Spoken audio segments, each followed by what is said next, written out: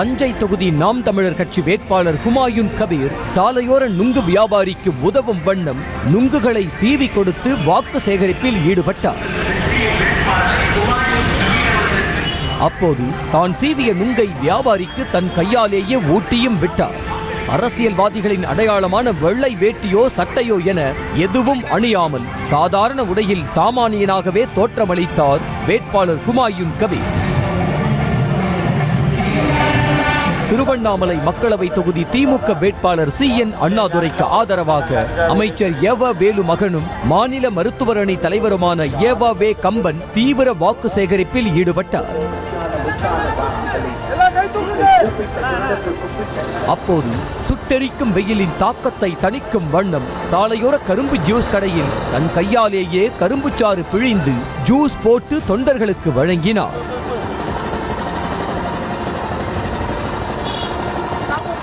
மக்களவை தேர்தலில் விவசாயிகளின் ஆதரவை பெறும் வகையில் காஞ்சிபுரம் தொகுதி திமுக வேட்பாளர் செல்வம் டிராக்டரில் சென்று வாக்கு சேகரிப்பில் ஈடுபட்டார்.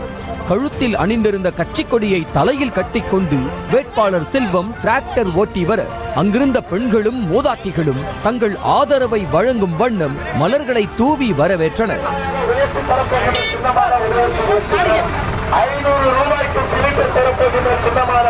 தூத்துக்குடி மக்களவை தொகுதியில் சுயேட்சை வேட்பாளராக களமிறங்கி இருக்கும் அருணாதேவி புதியம்புத்தூர் மேலமடம் பகுதியில் தீவிர பிரச்சாரத்தில் ஈடுபட்டார். அப்போது அங்கிருந்த பேக்கரி ஒன்றின் டீ மாஸ்டருக்கே டீ போட்டு கொடுத்து கரும்பு விவசாயி சின்னத்திற்கு வாக்கு சேகரித்தார்.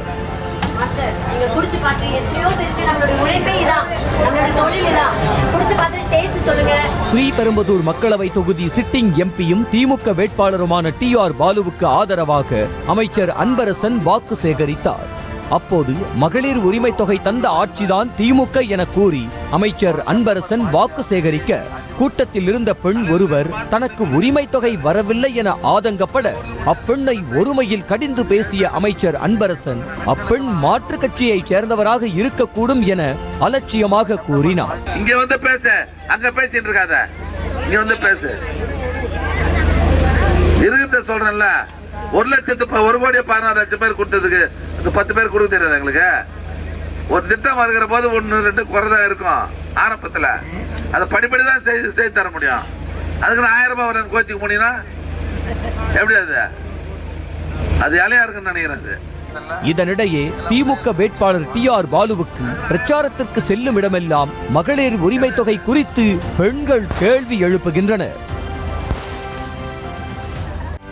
செய்திகளை உடனுக்குடனும் துல்லியமாகவும் தெரிந்து கொள்ள சப்ஸ்கிரைப் பண்ணுங்க.